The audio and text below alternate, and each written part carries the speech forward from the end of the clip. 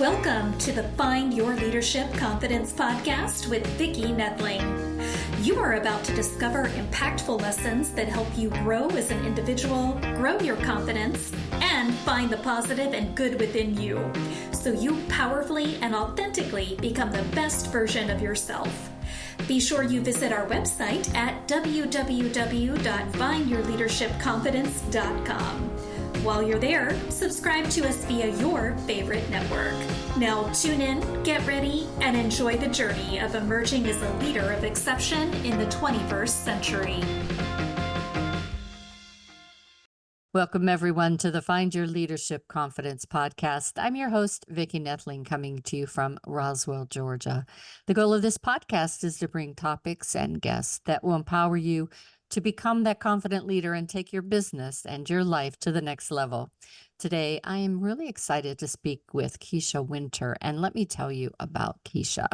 She is a leadership consultant, executive coach, and trailblazer in women's leadership strategy, and has over 2 decades of corporate experience in Fortune 500 companies.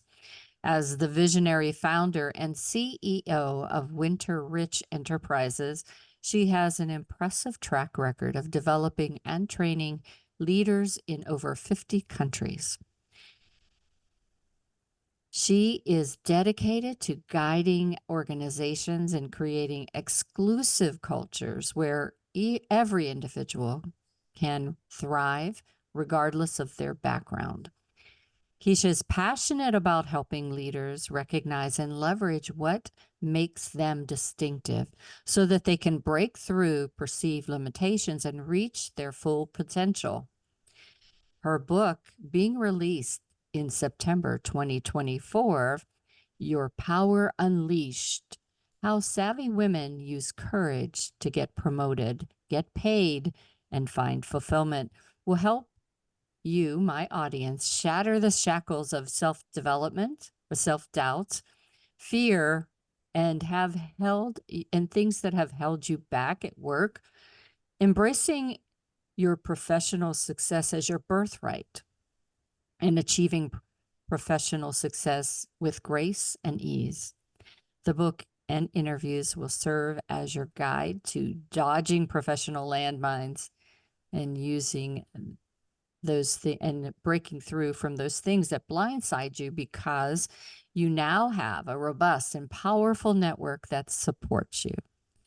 So you're going to be able to activate your personal agency and secure success power structures so that you can achieve success beyond your wildest dreams. So we're going to be learning more about that book and how that all came about. Today, though, we're going to talk about how to communicate with impact. 3 ways to go from invisible to credible at work. So please join me in welcoming my guest, Kisha Wynter. Kisha, so impressive. I'm so excited to be here, Vicki. Thank you for having me. Oh, excellent. We're just going to get along famously. We both have the same kind of drive and mindset as to what leaders should be doing. And so I'm so anxious to have you share some of your experiences and your tips and more information about the book and how that came about. But we start with 2 very simple questions. At least I usually think they're simple, but sometimes people throw me a little wrench for these. The first easy question, I think, is, where do you call home? Where do you live now? I live in Stamford, Connecticut, about 45 minutes north of New York City. Oh, how often you get to city? At least once a week. Oh, I know. It's funny, you know, my daughter, she had an internship in New York and in the fashion district. She was a fashion was in a fashion house, and so I got to go there probably once a month, and I loved it, and I thought that she was really loving it, but she's a small town girl at heart, I guess. And so it's hard to make friends when there's so many millions of people all around you, I guess. So many. The more options sometimes is tough. Yeah. Where are you located again? So I am in Roswell, Georgia. So Okay, okay. it's not a small country town, let's say No, that, not at all. but it is a different vibe than the New York City. I don't know that I'd live in New York City, but I love visiting it. I do. Yeah, it's a great place to visit. You could just live Hmm. by the beach in Stamford, Connecticut, where I am, and then just hop on the train Yeah, and I get know. there. Easy access. It's perfect for me. Yeah, I worked for UPS corporate and I did projects. I was a project lead. And so a lot of my projects during that time had me going to New Jersey to our office there. And uh, I would hop on a train and go into the city, meet with her and have dinner and movies or shows. And it was tons of fun. Always fun. The city is always fun. I love it. I love being close. All right. So we know a little bit about now where you live, but uh, from the background, you can see that you had a journey that's taken you to where you are today. So share just a bit about your backstory of what really drove you. Where was that aha moment that said, I'm going to leave the corporate world and I'm going to do something on my own? And what was that drive that said, I need to do this? It's it's quite the story. I'll keep it to 2 or 3 minutes. You know, I spent the majority of my life really wanting to achieve big things. So looking at where I am now, you said people may look and say, oh, look at that really long, extensive bio. Working 20 years in Fortune 20, not even Fortune 500, but like one of the top companies in the globe, coaching leaders over 50 countries globally. Now about to have my first book that is coming out in September to impact the world. And now leading my own coaching and consulting organization. And looking at the end story, you may think, oh, wow, like she was always meant to be a leader. And that's not the case for me because, and I'm sure you have, you get into your own story as well. Like 20 years Mhm. ago, I looked at the top of organizations that I worked, and I never thought it was in the cards for me, to be honest, because none of the people at the top in the C-suite in the top positions looked like me, Yeah. sounded like me, had my background. They weren't even my personality. I will tell Mhm. you, I consider myself an introvert, and you'll see me animated because I'm super passionate about what I do now. But let me tell you, when I was in corporate, I was never the loudest person in the room. I was never the one to quickly speak up. And so I never thought that I was going to be at the forefront of anything or leading anything. And I'll never forget, I was still in my 20s at the time, early 20s, as a matter of fact, and a leader, C-suite leader. And I thought, oh my God, this old guy, he was probably in his 40s, but when you're early 20s, 40s is old. Now that I'm there, I'm like, okay, it's not that old. So this C-suite executive asked me, little me, to come to his office and give him my perspective, my analysis as his HR business partner at the time on his staff. I needed to share with him what I thought their Yeah. potential was, Hmm. what their strengths, their areas of development. And I thought to myself, what am I going to be able to share with this person that he doesn't already know? First of all, his entire team probably has much more work experience than I've been alive. And Hmm. so I had that I found myself walking to his office thinking to myself, I'm not good enough. I'm not smart enough. Yeah. He's gonna think that I have no value to add. And probably after 2 minutes, he's gonna kick me out of his office because I'm not gonna tell him anything that's mind blowing, right? Yeah. And so I never forget walking into his office and sitting there, my palms sweating, my heart racing. And I pushed through, luckily, because we know how to put the mask of courage Yeah. on Yeah. and boldness on. And I shared with him. And at one point in the conversation, I looked up and I saw him like furiously writing, and I'm surprised. You're like, I'm like, what? what are you writing down? I'm not saying anything that's, that Earth shattering, groundbreaking, right? right? Or shattering. And I thought to myself, wow, how often do we do this? The thing that comes so naturally to us not because, because of our experience, because of what we've done, because of even what we've gone through in life, we don't realize that it is absolutely game changing to somebody else. Yeah. And we end up underestimating and undervaluing our brilliance while overestimating and putting on a pedestal the brilliance of others. And it was at that moment that I thought to myself, you know what? I belong. I not only belong in this room, but I do have value to add. And then later on, I started thinking to myself, not only am I able to contribute and able to play with the big boys, as they would say, but they could learn a thing or two from me, just as I had been learning from them over the years.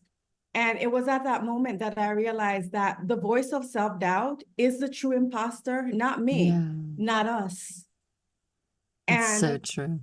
it was that key moment that I thought to myself, wow, if people in corporate, especially women, I focus on women, I coach everyone though, because you said a few good men, could really begin to own their brilliance, to turn their inner critic into their inner coach, and to believe in their ability to make an impact and contribute. Not only would we transform, but our organizations would transform.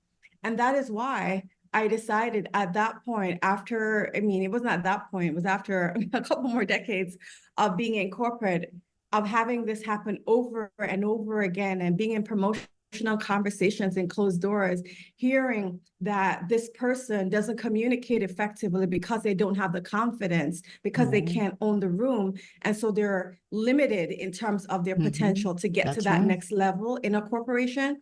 I said to myself, I know what it's like, and I'm going to create something that's going to help the individuals overcome that, but also help leaders understand how to coach and create inclusive environments where people have the psychological safety that feel they can bring their brilliance and be their full self at work.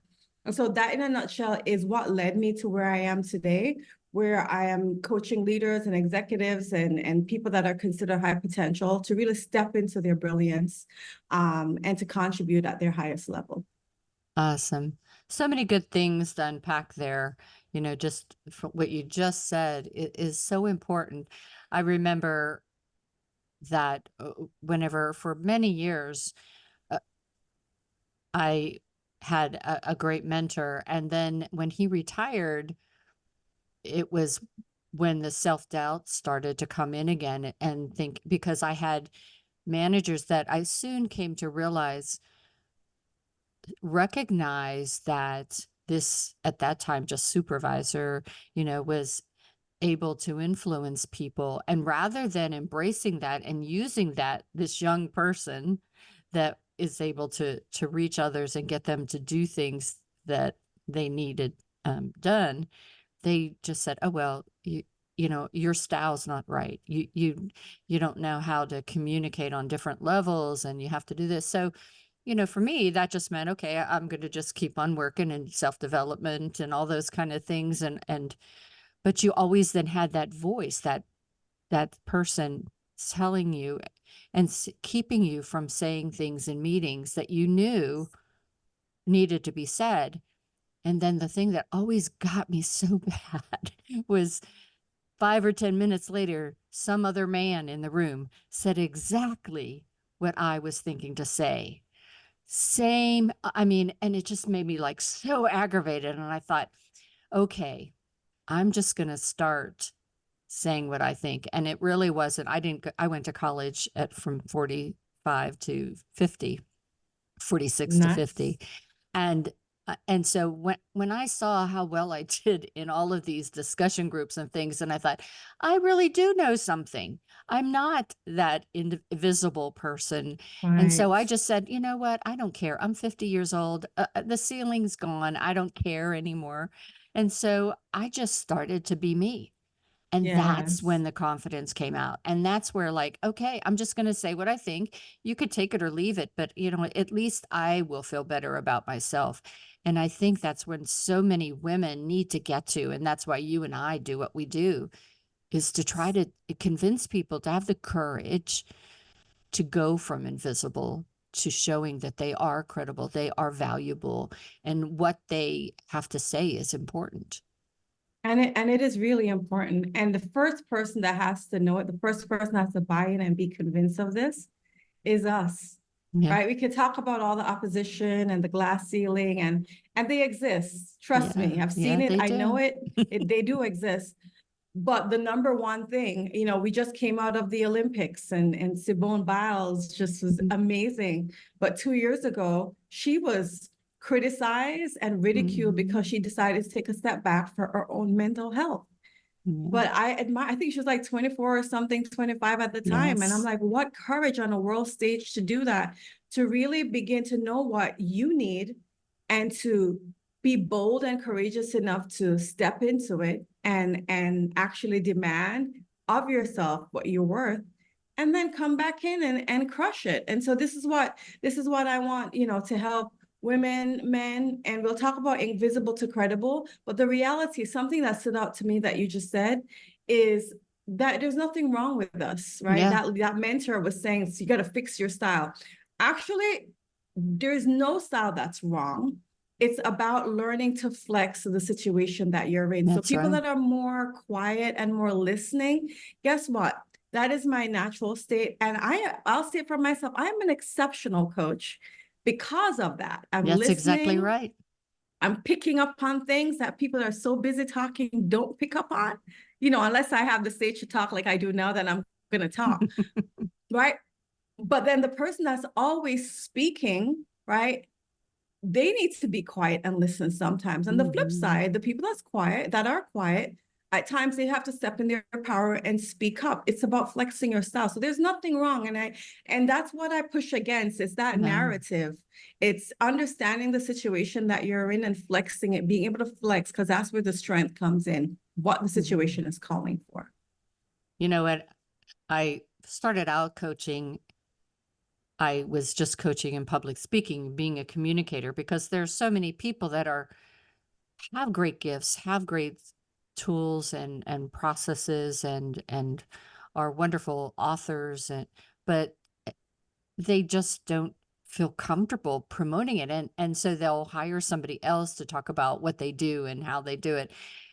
And people buy you. They don't really buy the product or service. So that was where I started. But I just had this nagging, continuing that I needed to do something for so many women, especially, and men who have someone in their life at some point that told them that this is how you lead. And I'm here to say, in the 21st century, that you have to do different than I was taught 50 years ago. You have to lead with the heart, and then the head and the hands. And the heart is so important. You need to get to know your people, to build relationships, no matter what part of your life it's in, professional or personal.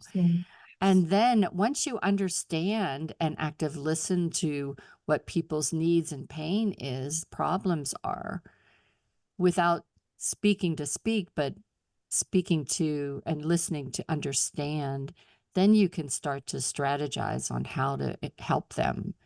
And then be that servant leader. And I think that's what your ideas that you've shared thus far are really saying, that it's so important that you understand that this is not a person in a seat in your organization, small or large, but this is a valued asset.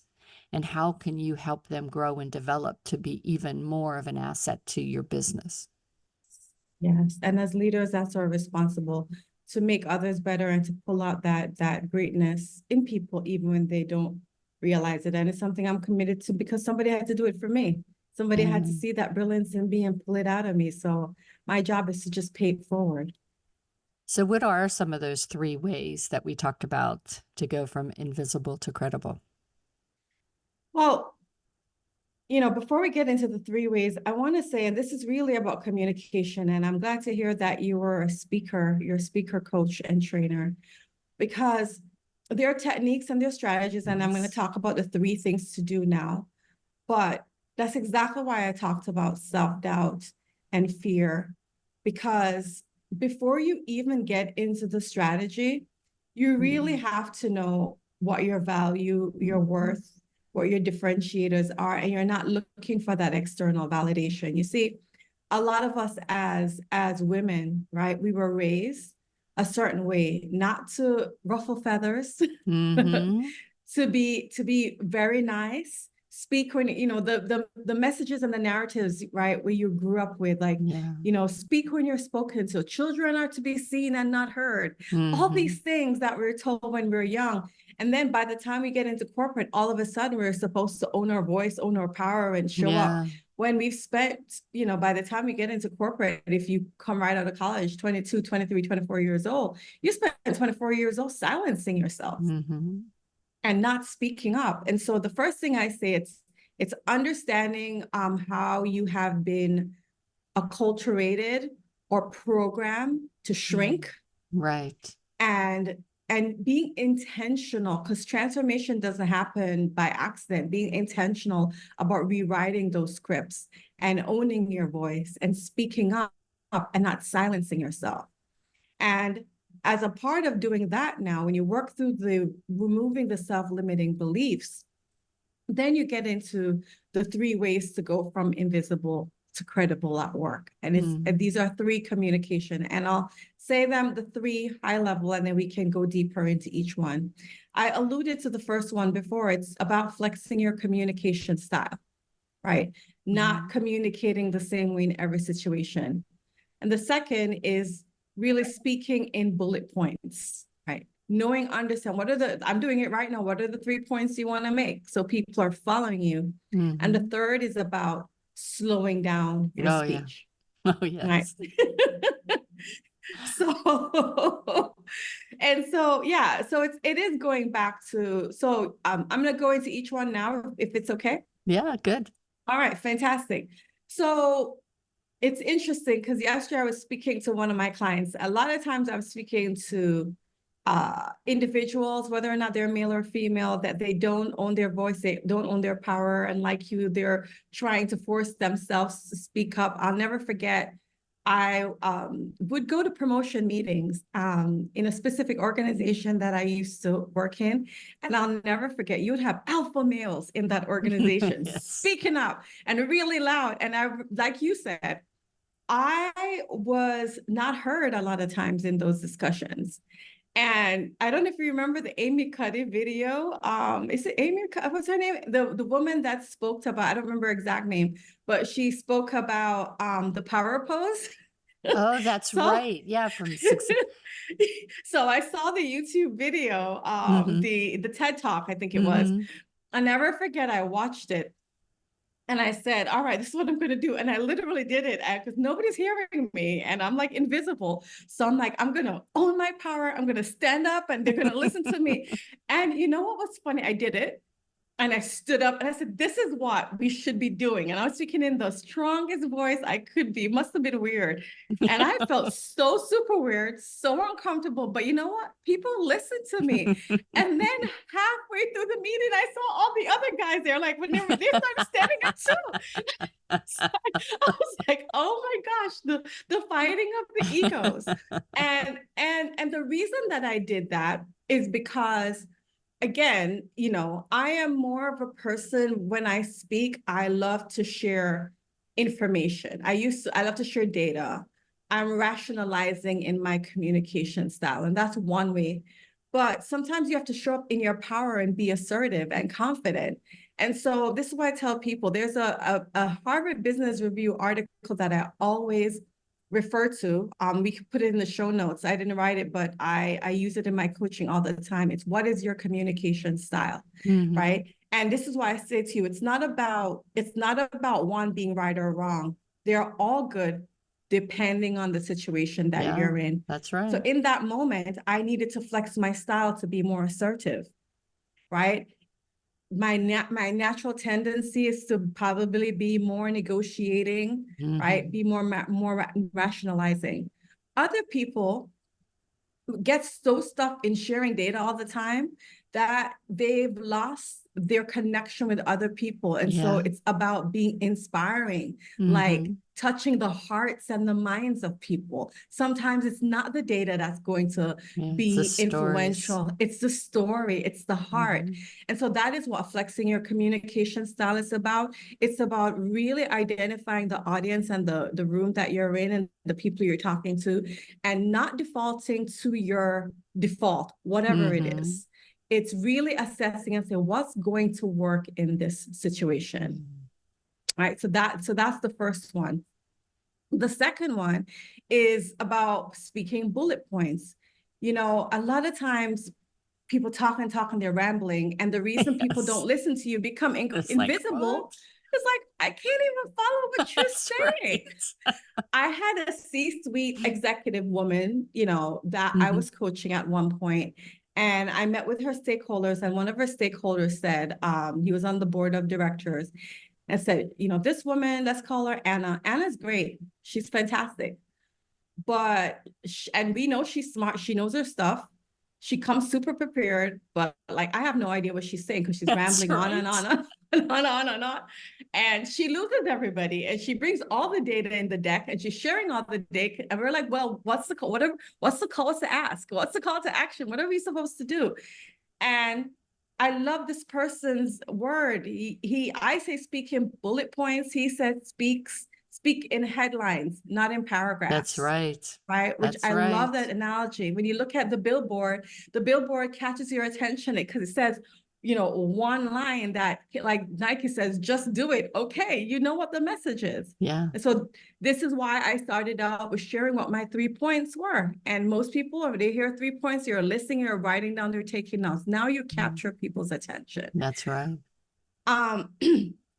And then the final piece of this, there's a lot more we could talk about. I don't want to overwhelm the audience, but the last one we'll talk about is really just slowing down your speech. That's the other way that we end up losing people, because when you're sharing a lot of information and you're rambling and you're going fast, and I don't know about you, but what happens when you get nervous?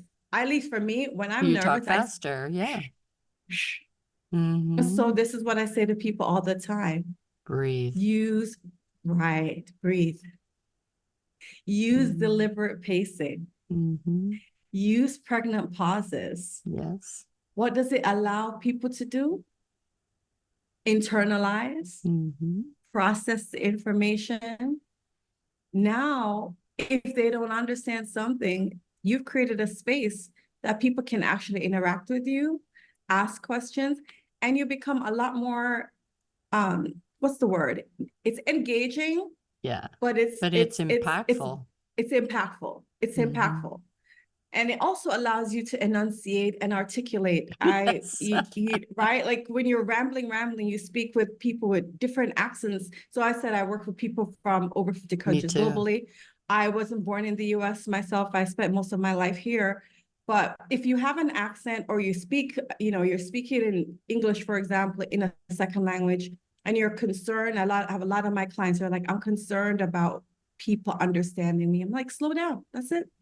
So, Yeah. and if you're a native English speaker like we are, and you're speaking to a global audience, guess what? When you slow down, They people understand understand you better. even more. Mhm. So a lot of reasons. So those are just 3 of the tips that I give to people, that if you do those 3 things, you're not going to work on 200 things at once. Mhm. Your method of communication at work, in life, is going to take you to be much more credible, impactful, and you'll be less invisible.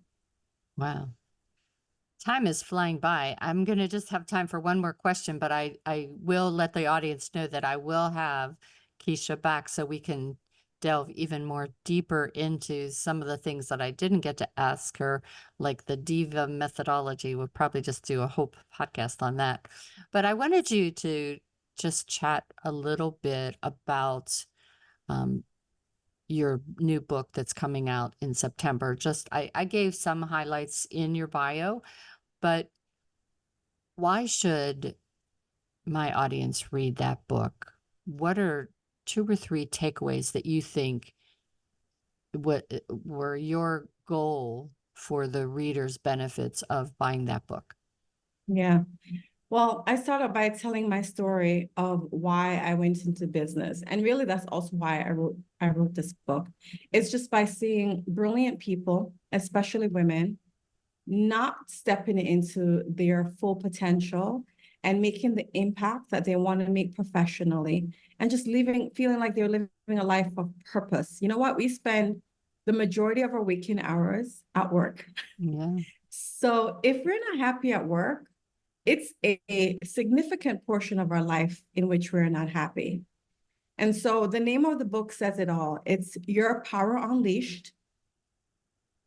And the first half of the book, it's about owning that power, removing the self-doubt, the fear, the imposter syndrome, all the things that are holding you back from stepping into your full potential that I talked about. But then the second half of the book, once you work on removing your internal, you've got to remove the external barriers, or at least work with the organizations to do so. How do you ensure that you're communicating effectively? How do you ensure that you're not getting overlooked for promotions? How do you use the DIVA method to help you ascend in your organization? How do you salary negotiate?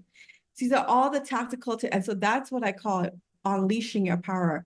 And so the subtitle is How Savvy Women Use Courage to Get Promoted, Paid, and Find Fulfillment. So why should you read the book? If you want to learn to build courage habits, to step outside of your comfort zone, and then learn how to get promoted, paid, and find fulfillment. That is what the book's about. And I always coach that when my platform is finding your confidence. And I always coach that once you have courage and you step into that courage, you will appear as you walk into any room as confident. And that confident is like a magnet to other people who either want what you have or appreciate what you have and want to work with you. And so that's why I think the first step is to just have the courage to say yes and do it. Yes. And I love to say this. I didn't say, even confidence, right? Because courage is about building those new habits that even if you feel uncomfortable, you feel afraid, you move forward anyway, because that's what courage is. It's not waiting until you feel like you can dominate. It's like taking that small, tiny baby step. Once you do that, it builds upon the other, upon the other, upon the other. Yeah. And we can, in this next time go around, we can even delve a little bit deeper about one of the things that always drove me crazy whenever I was working with people and trying to, and seeing around me people that were promoted, and they were promoted because they were excellent in Excel, doing pivot tables, or they were excellent in creating a project plan.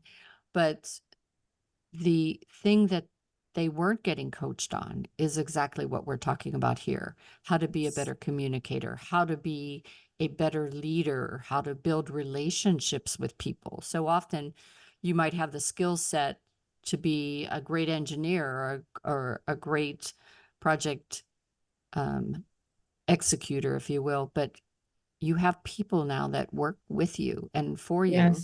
And if you can't make them feel part of the process, if you can't make them feel as contributors, then you will lose those people, or you won't get them to be giving you extraordinary efforts. Absolutely. I love that. And, when you said about the Excel and the pivot tables, right? Yeah, it will get you promoted from being analyst to senior analyst, but you'll never make that jump to director, VP and above, because by the time you get to those levels, right, you're going to have the team doing the Excel and the pivot tables. Great. You're going to have to teach them how to do it. So you need to know to do it yourself. Fine. But you're not going to be able to influence and inspire and cast a vision, which is what leaders need. And so I'm excited to continue this conversation with you in the future, but I hope everybody's able to go out and get that book and continue to work on stepping into their power. Awesome. Well, it's time now. If you are excited and you think, oh my gosh, I've got to get in contact with Kisha, I'm going to share my screen as always. If you're just listening, you should run and get a paper and pencil to write the website information down. The website is yourpowerunleashed.org. Again, yourpowerunleashed.org. At LinkedIn is her name, Kisha Wynter. Instagram, the same, Kisha Wynter. And Wynter is Wynter for those that are just listening. Again, Kisha Wynter. And YouTube is at Kisha Wynter. I'm going to turn it over now to Kisha to talk to you about her call to action for today. Yes, we spent a lot of time talking today about ensuring that we are building our confidence. So I have 2 call to actions that I would love to share. It's 10 confidence building habits that you can implement now. It's a mini workbook that will show you some tips on how to work through your confidence. And then the second, it's an ultimate promotion checklist. Like if you feel like you're working really, really hard at work and you're not getting promoted, there are probably a few things missing from your strategy. And this checklist will share with you the data that you need to help you get to the next level. All right. And so you can find that at yourpowerunleashed.org/book resources. So I just, as I said, thought this was a great conversation and look forward to having a continuation, part 2 of this. But wanted to just thank you for being an awesome guest.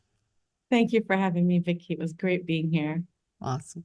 As always, I remind everyone that life is a journey and it's up to you to enjoy the ride. This is Vicki Noethling signing off.